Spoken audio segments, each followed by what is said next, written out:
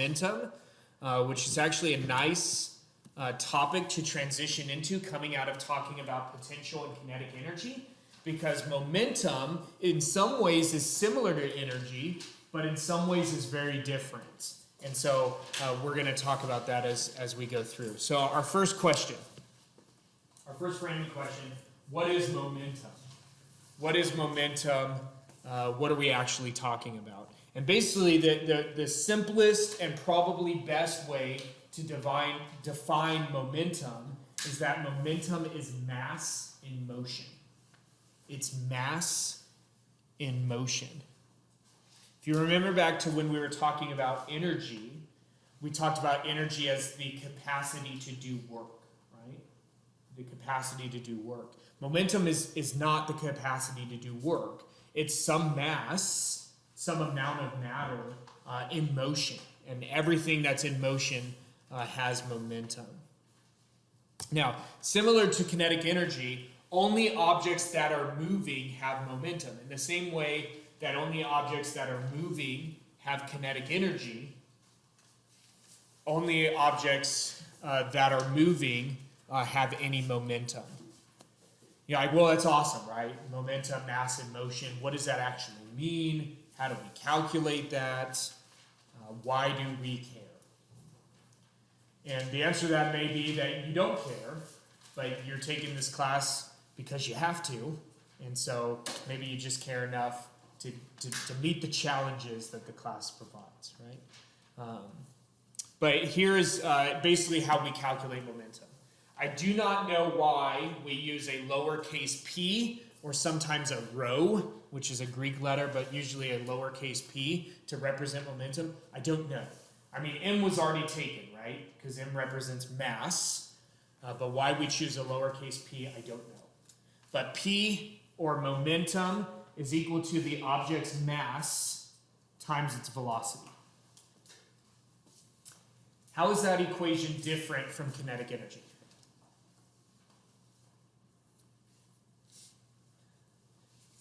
Both it and kinetic energy have two variables, right? They have mass and velocity.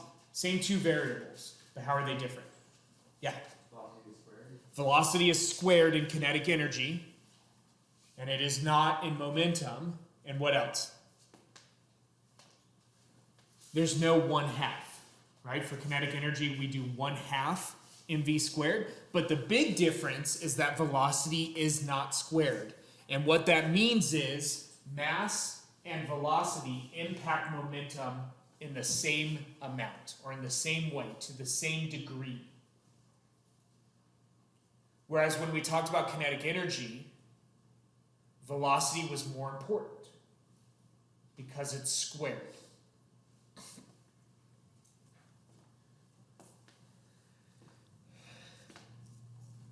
Give you a minute to write that down, and then I'm going to ask you a question. We're going to walk through this, and we're not going to do it with any kind of calculations. We're just kind of going to walk through it thinking and think out the answer, which ought to be fun.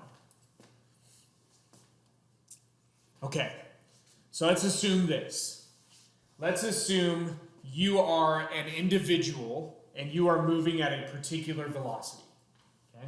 It's not hard to assume that you are an individual because you are. It may be a little bit difficult to assume you're moving at some velocity because you're all sitting still.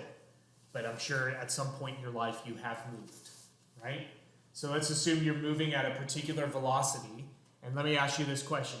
If your mass were to instantly double, what would the impact on your momentum be?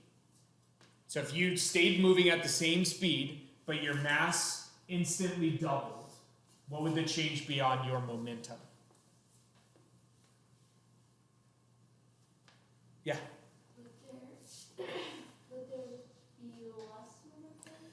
Would there be less momentum? There'd be more momentum. There'd be, the reason why it'd be more, so let's just assume, I know this doesn't make any sense, let's assume that your mass is 1 kilogram.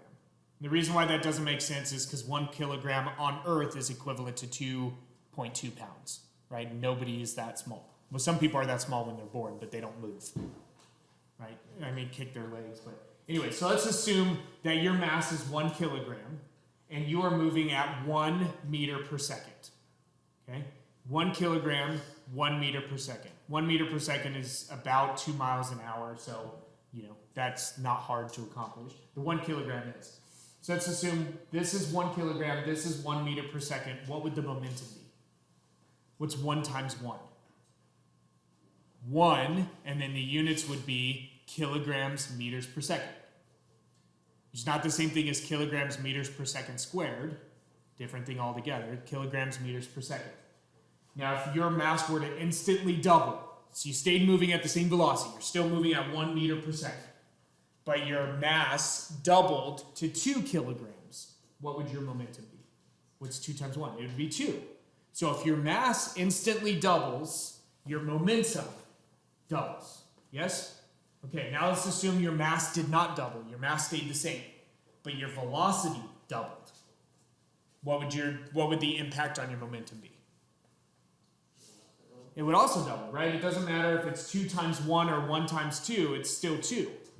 Right? And I forget what property of algebra that is, but A times B is the same as B times A. It doesn't matter the order, you still get the same thing. That's different than kinetic energy.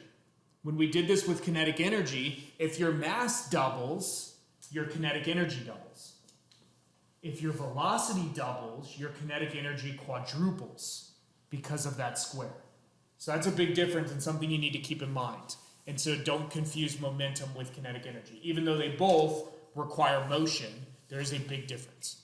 Okay? Mass and velocity impact momentum to the exact same degree, which is not the way mass and velocity impact kinetic energy. Velocity has a bigger impact on kinetic energy than mass. All right, now let's do some problems. How much momentum, this is a person that keeps coming up, this 135.5 kilogram person. How much momentum does a 135.5 kilogram person have when they are moving or running at 2.50 meters per second? So what do we have? What does the problem give us? Mass, and what is it? 135.5 kilograms. It's a big person. It's a big person. All right, what else do we have? Velocity. What's the velocity? 2.50 meters per second. And we have several tools that combine mass and velocity, right? We've got kinetic energy, which is equal to 1/2 mv squared. We have now a new tool that we just introduced today. Momentum is equal to m times v.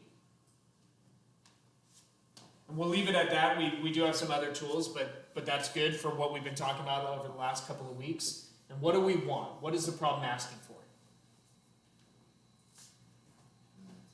Momentum. So we know which one we're going to choose. Which tool are we going to choose?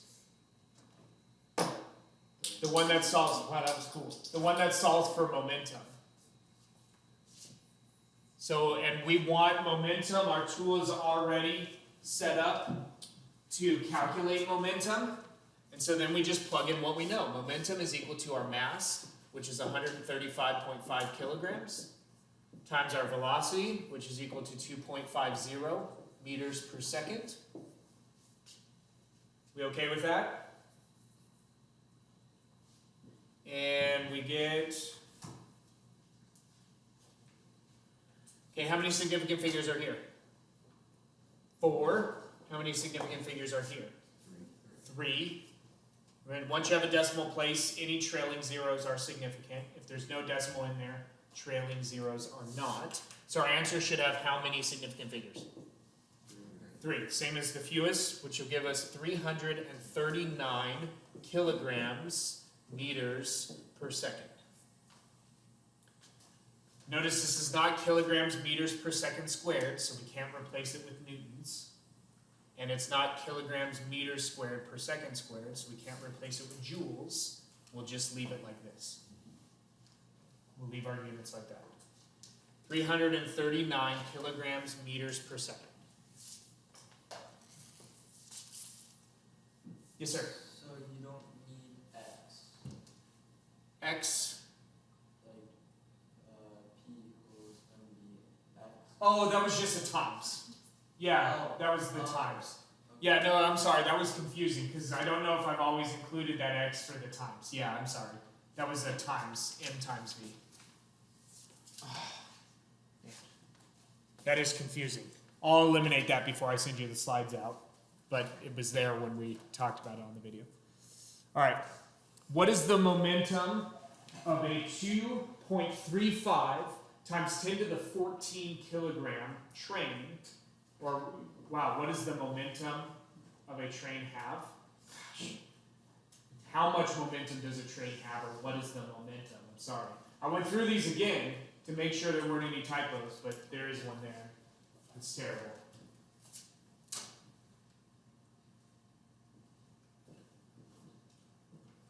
All right, what do we have here? What are we given in this problem? Mass. Mass. We have mass again, and this is a fun one. I don't know if we've dealt much with scientific notation yet this year, but this, when you're dealing with momentum, gives you a great opportunity to deal with really large numbers. So our mass is equal to what? 2.35 times 10 to the 14th. 2.35 times 10 to the 14th kilograms. And so what this means is if you wanted to get rid of scientific notation, you would need to multiply 2.35 by 10 to the 14th power, which 10 to the 14th power is a 1 with 14 zeros after. It's a big number. That's a big number. Or we can just leave things in scientific notation. What else do we have? What else are we given? Velocity? What's our velocity? 0.50 meters per second. And so moving slower than our person, instead of moving at 2.5 meters per second, this train is moving at 1/2 of a meter per second. So it's like a freight train just getting going, right? Not really moving much. The tools, we have the same tools that we've used before. Since we're talking about momentum, I'll only write our tool for momentum, and then we'll hope that that's what our problem actually wants. Momentum is equal to mass times velocity. And then what does the problem want? Momentum. It wants momentum, which is awesome, because our tool is already set up to do that. And we'll just plug in what we know. What's our mass? 2.35. Don't forget the times 10 to the 14th kilograms. And then our velocity, 0.50 meters per second. How many significant figures is in this number? Or are in that number? 2. Okay? How many significant figures are in this number? 3. So we should present our answer in how many significant figures? 2. So our answer is going to be 1.2 times 10 to the 14th kilograms meters per second. And again, if you did not want to keep this in scientific notation like this, then what you could do is you can multiply this out, and you would just basically move this decimal place over 14 times, okay, to the right, making this number bigger. Since this number is positive, your number is bigger than what's written here. If this number were negative, this number would be smaller than what was written here, and you'd move the decimal place in the opposite direction. Any of you not okay with scientific notation? Okay. Cool. So you can just leave your answer like this, 1.2 times 10 to the 14th kilograms meters per second.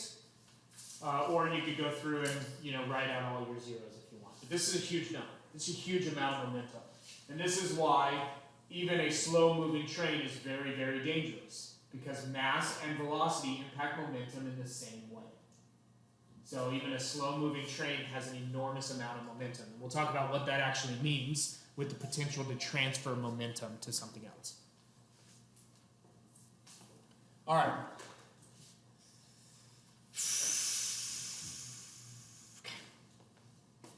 May I erase this? Okay. So now we have one similar problem, but it's going to ask us to do something a little bit different. All right.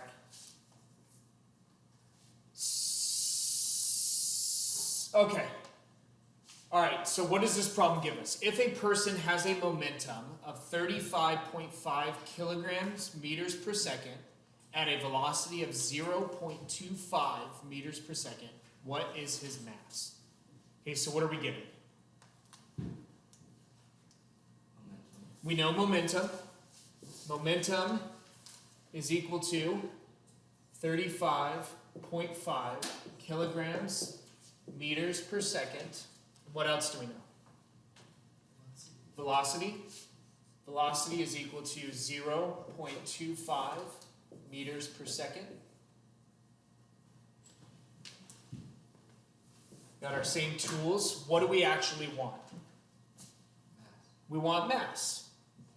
We have the tool to get mass, but we need to change it a little bit, right? If we want to solve for mass, what do we have to do to get this velocity away? Divide it.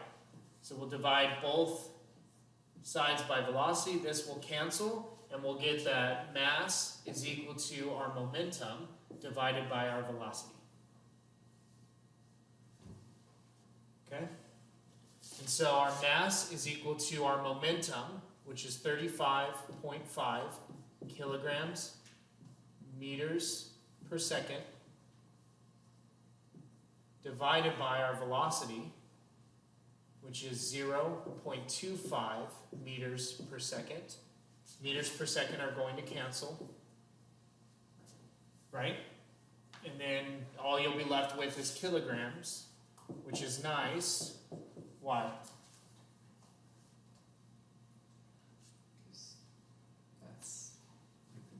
Yeah, that's a measurement of mass. That's convenient when your units end up being what you want them to be. And again, is a good indication that you have done your algebra correctly. It's a great way to check your algebra, is if your units make sense and are what they should be. All right, so 35.5 divided by 0.25. And so this has 3 significant figures. This has 2 significant figures, so our answer should have 2 significant figures. And we'll get that this person is 140 kilograms. Even bigger than our 135 kilogram person. So 140 kilograms is about 310 pounds or so. Somewhere between 300 and 310 pounds. It's a big person, right? I like that. I like to try to have our examples get to be. And again, since mass impacts momentum in the same way as velocity, interacting or colliding with a bigger person is just as devastating as colliding with a smaller person traveling at a higher speed. Okay. Make sense? Any questions? Now let's talk about that. What happens when objects collide?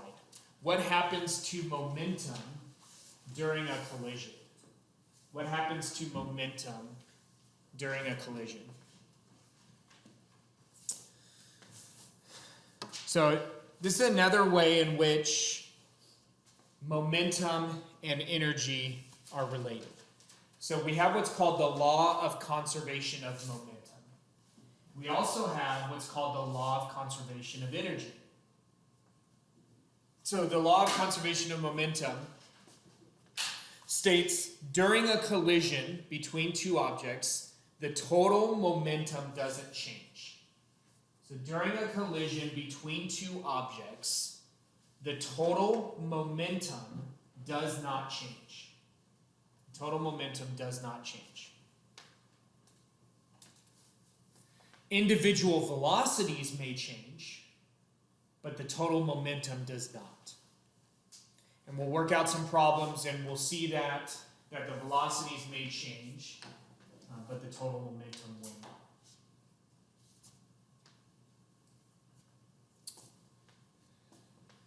All right. So this collision can come in one of two forms. Well, actually, it can come in a third, but for simplicity's sake, we're going to have just two different forms of collisions. The first one is called an elastic collision. And so this is when the two objects that collide bounce off of each other. So that's an elastic collision. The two objects bounce off of each other.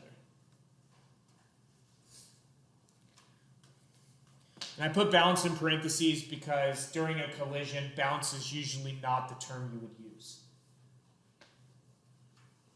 You'd usually use something like ouch. Or jeepers. Man, I had a student that was like his word of choice. Whenever something surprising happened, he would say jeepers. I remember it well.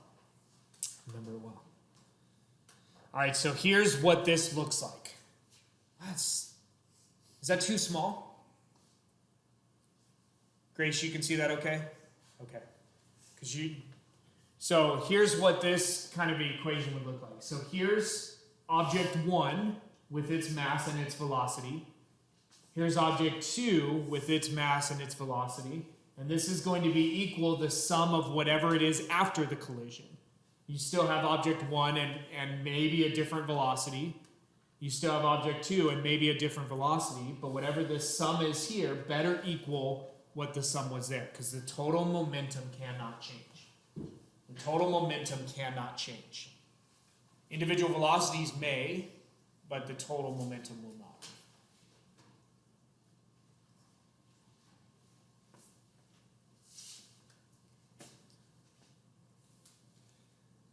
Okay, the other form is what's called an inelastic collision. And this is when the two objects combine into one object. And when we do lab 4, I told you we're basically going to make giant spit wads, and we're going to throw them at objects and see how they collide. It's going to be fun. But a big, giant, wet piece of paper towel, when it hits something, it's going to stick to it, right? And the two objects are going to become one. Right? Versus if we throw a racquetball off of a wall, which we're also going to do when we do lab 4, different kind of collision. That should be elastic. Now, there's a third type in which the collision is not fully elastic, it's not fully inelastic, but that gets complicated. So we're not going to deal with that.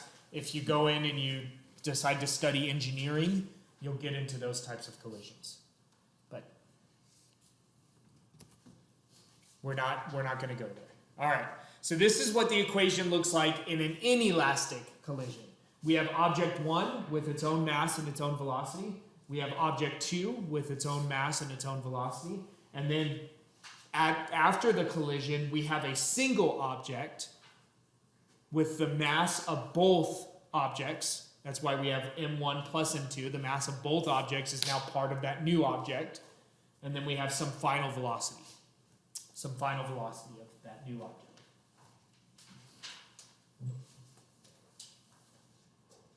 Does that make sense?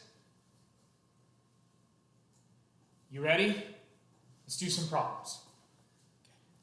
If a 135.5 kilogram person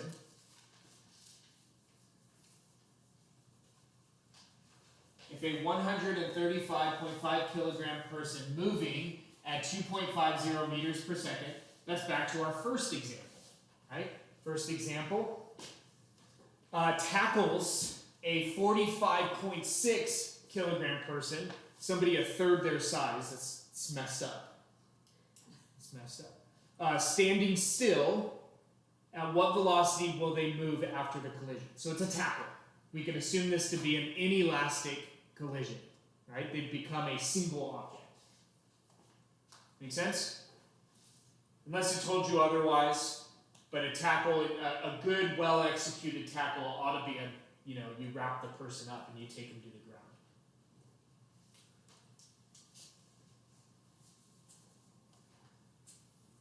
All right.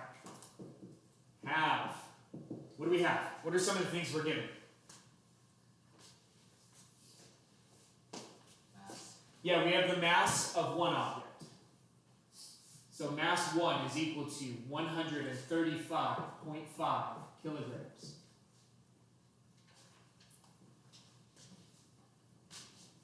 What else do we have? The mass of the second person. Yeah, we have the mass of the second person, which equals what? 45.6 kilograms. What else do we have?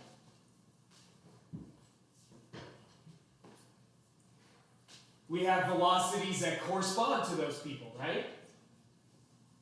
So this person is moving at a velocity of what? 2.50. Again, this is our first example. Same person. But after he moved, apparently he decided he wanted to tackle somebody a third their size. Sounds a little aggressive. Sorry, my examples come from my experiences. And for the last week, I've been watching children beat each other up. So. All right, we also know the velocity of the second person. What is it? 0, right? The person is standing still. Hopefully they weren't completely ill-prepared for this tackle. 0.00 meters per second. The only reason I gave it that is I didn't want to limit our significant figures by just writing 0. If they're standing still, we know they're exactly 0 meters per second. So I didn't want to write just 0 and have you limit it to one significant figure. Actually, if you just wrote 0, that would have 0 significant figures. Anyway, so we'll do it as 0.00. Now our tool, this is an inelastic collision. The two objects, that is the two people, have become one. And our equation for that was m1 v1, use this as much as I could, plus m2 v2 is equal to m1 plus m2 times this final velocity. Right? This was our equation. What do we want? What is the problem asking for? It wants this final velocity. So we're going to have to rearrange this equation, our tool, to solve for final velocity. How do we get final velocity by itself? We've got to divide this quantity here. Right?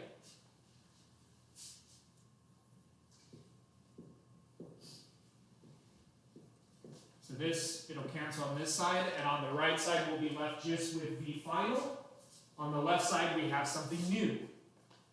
So our v final is equal to m1 times v1, so 135.5 kilograms, times 2.50 meters per second, plus m2, which is 45.6 kilograms, times velocity 2, which is 0.00 meters per second, divided by what goes on the bottom.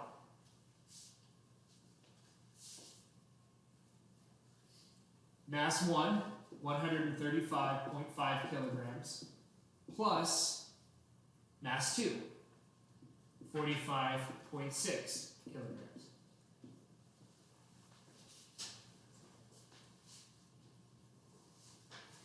Is that all right?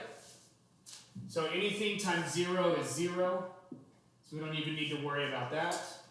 But we'll clean this up a little bit and just work these through. So 135 times 2.50.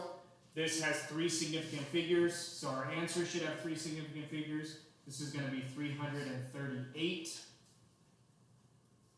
kilograms meters per second up on top. On the bottom, we'll do 135. I don't know if I did 135.5.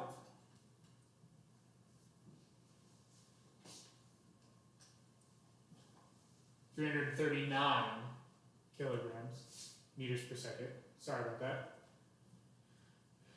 And then on the bottom, we're going to have 135.5 plus 45.6. And remember, when you're adding and subtracting, you don't worry about the number of significant figures, you worry about the number of decimal places. This has one place after the decimal, this has one place after the decimal. So our answer should maintain that one place after the decimal. So this is 181.1 kilograms. And then when we divide this, kilograms should cancel. Kilograms divided by kilograms is 1. And you'll be left with just meters per second. Why is that nice? What did we measure velocity in? Meters per second, right? So our algebra seems to make sense because the units ended up being what we would expect them to be. And then 339 divided by 181.1, our answer needs to have 3 significant figures because now we're dividing. And we're going to get 1.87 meters per second. So after the collision, the velocity went from 2.50 and 0 to this velocity of this new object of 1.87 meters per second. So the big person tackling the small person slowed down a little bit after the tackle, which makes sense because they had to actually get that person moving. And remember, according to Newton's first law, an object at rest remains at rest unless acted upon by another force. So this force got that person going. It really created a single object. So this is an inelastic collision. The two objects became one. Is that okay? Make sense?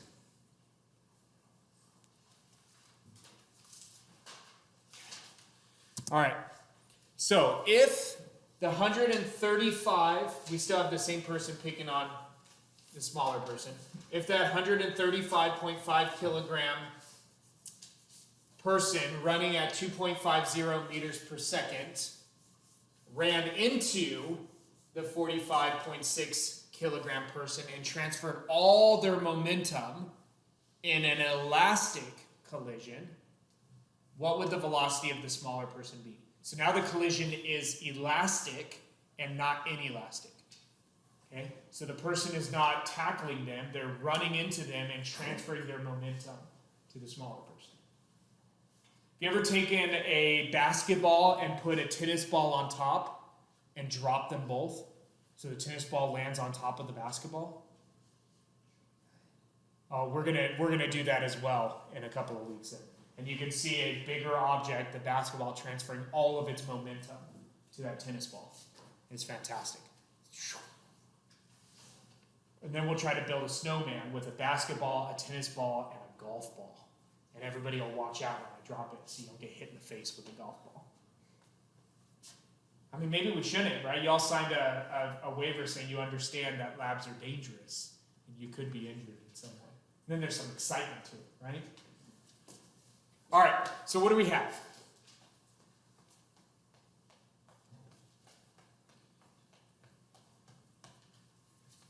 We have mass 1 is equal to 135.5 kilograms, right?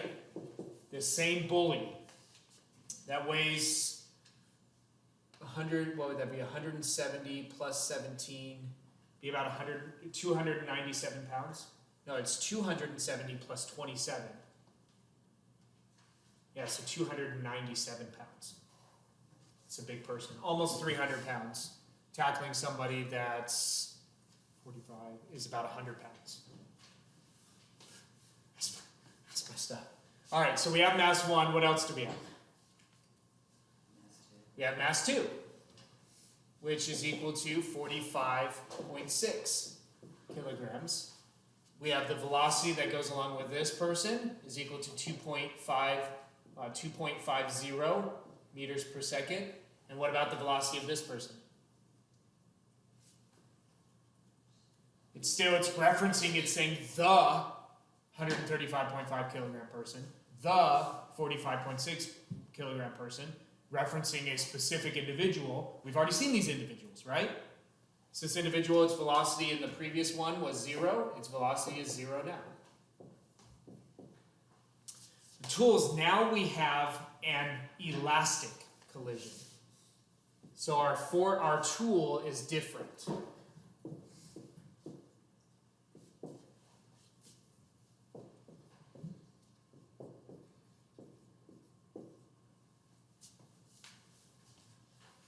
And so if it confuses you a little bit when you do this, because these velocities can change, you can add a little f to this formula.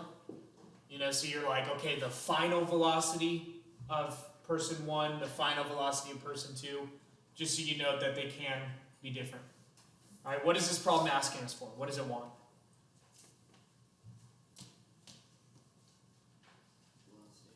Velocity of the second person, right? So it wants v2 in a final situation. It wants just this.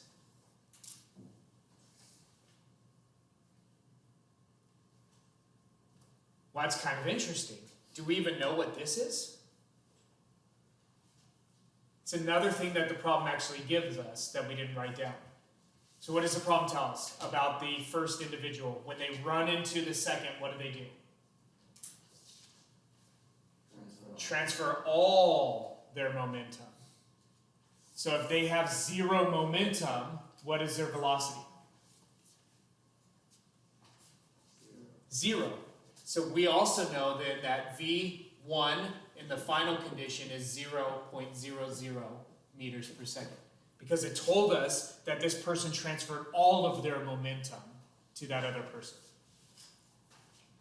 Okay? And so if they transferred all of their momentum, they have none. If they have no momentum, they're not moving. Right? They still have mass, still a big person. Right? They still have mass, they just don't have any velocity. All right, so this one is going to be a little bit, a little bit more complicated algebraically to solve for this by itself. First thing we're going to have to do is subtract this away, right? We want this gone, so we'll subtract m1, v1, f away from both sides. This will cancel. And then at that point, how will we get velocity to the final condition by itself? Yeah, we'll divide both sides by m2. And so we get our final tool that we're going to use is velocity to the final condition is equal to m1 v1 plus m2 v2 minus m1 v1 in our final condition after the collision divided by m2.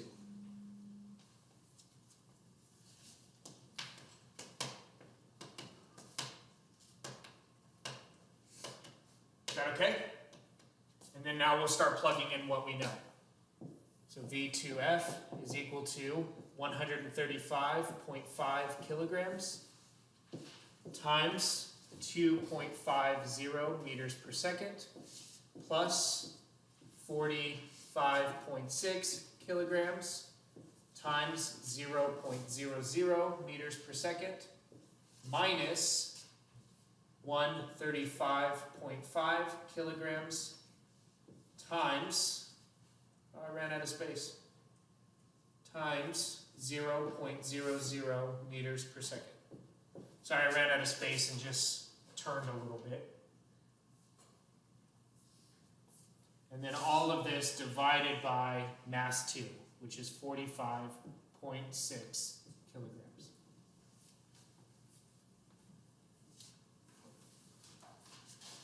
What's 0 times 45.6? What's 0 times 135.5?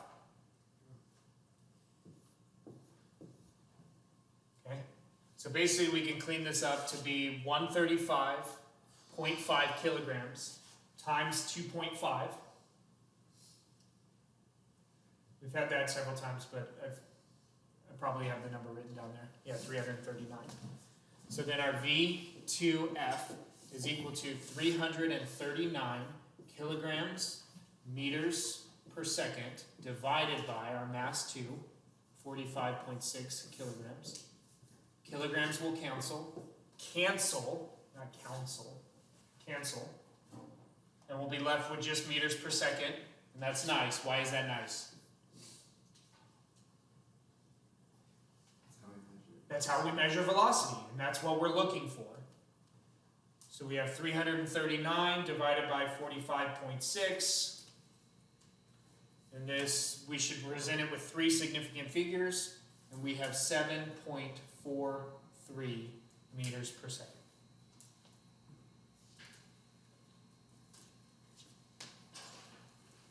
So that's the velocity of that individual if all of the momentum is transferred over to that individual. So that individual goes from moving at 0 meters per second, standing still, to virtually instantaneously moving at 7.43 meters per second. And that just shows you the amount of force involved when somebody that weighs 300 pounds runs into somebody that weighs 100 pounds. It doesn't really matter how much that other person weighs. The person with 300 pounds has a certain amount of momentum that they're going to transfer. Does this make sense? So that gives you both an elastic. This is elastic collision where they bounce off of each other. Although again, this is where I said bounce off of each other because the big person stopped moving, just gave all their momentum to the smaller person. And then an inelastic collision where the 2 objects become 1 object. So you have some homework problems discussing problems like this as well. And in the quiz, I brought back some of the ideas of kinetic energy and potential energy into this discussion as well, because that's what we talked about so far in this unit. We actually haven't technically talked about kinetic energy, but we talked about potential energy related to kinetic. So, because kinetic energy was the lesson 6, the last part of last unit. All right. Any questions from this example, from momentum? What is momentum?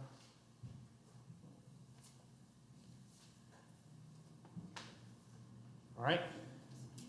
Well, we have a couple of minutes until our scheduled end time. So if y'all don't have any questions, what I'll do is I'll solve either solve one of your homework problems for you, or maybe make up another problem. Which do you prefer? I guess if you want to leave, you're welcome to leave, now. But we have 4 extra minutes, so. Would you prefer a homework problem or another? Yeah, did you have a question, Josh? What's the difference of if the person's moving, Uh-huh. they have kinetic energy Uh-huh. and momentum, and if they hit somebody, what's the difference between them getting a momentum and like hitting them with kinetic energy? Nothing. So kinetic energy is going to be conserved in the same way momentum would be. So you could, if you wanted to, convert the kinetic energy of that first person into the kinetic energy of the second to figure out how much that would be. But you have to realize with kinetic energy, you have to square velocity. Calculations get a little bit more complex. But you could do it that way as well. If in the first scenario, only the bigger person had kinetic energy, second scenario, only the second person has kinetic energy, because of the law of conservation of energy, all that energy needs to be conserved as well. And so the kinetic energy that the first individual had, the larger person is going to convert entirely into kinetic energy of the smaller person. So you could do it that way if you wanted as well. I wouldn't recommend it because you have to square velocity in that, and so the calculations would get more complicated. But yeah, I mean, that's the whole thing. Momentum and kinetic energy are very similar. They both relate to the mass and the velocity of an object. They both are only found when an object is moving. The difference is kinetic energy is it's a measurement of the capacity to do work. Like how much work can this object moving at this velocity do? Whereas momentum, it's just a measurement of how much mass is there and how fast is it moving. So it's not a measurement of energy. Do you have a question, Stephen? I was wondering, for the person and the other person in Uh-huh. the scenario, would the outcome velocity or momentum that they transferred change by any force coming from the second person? If not, if you move, would it be like?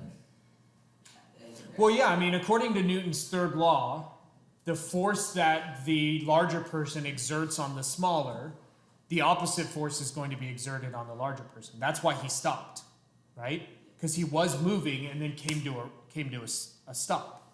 And so it took a force to do that. Because remember, an object in motion remains in motion, In the same way, an object at rest remains at rest until some force acts on it. So if the larger person goes from moving at 2.5 meters per second to stopping, it took a force to do that. And the same force that it took to get the other person from not moving to moving at 7.5 meters per second. It's the same force, it's just exerted in opposite directions. One to stop the larger person and one to accelerate the smaller. But yeah. Does that answer your question?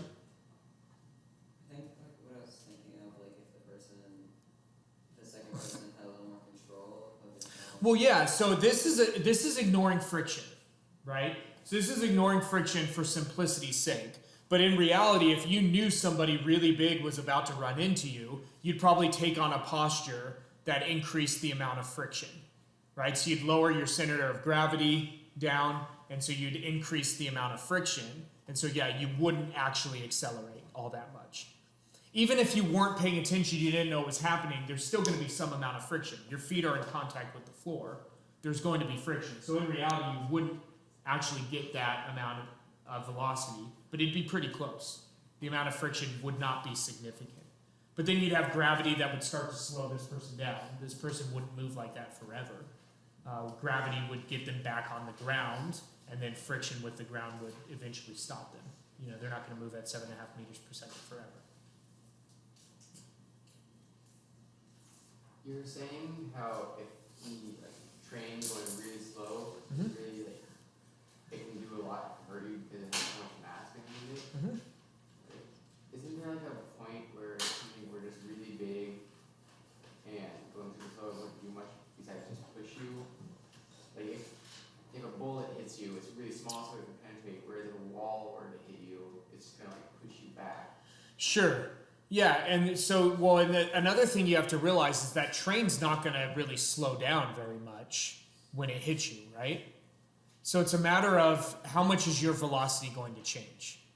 So if the train's moving at 0.5 meter per second, it's going about 1 mile per hour. So which means it's going to take you from not moving to going 0.5 meter per second almost instantaneously, right? It's going to take some amount of adjustment to accommodate for that. But yeah, at a certain point it's moving slow enough that even though it's got a lot of momentum, doesn't necessarily mean that the energy transfer is going to be significant. Yeah. But yeah, you're right about that. The only point I was trying to illustrate there is a large object has a great deal of momentum. Now, if you set it up to where all of that train's momentum was transferred into that person, then it wouldn't matter how slow it was moving. It would still be devastating.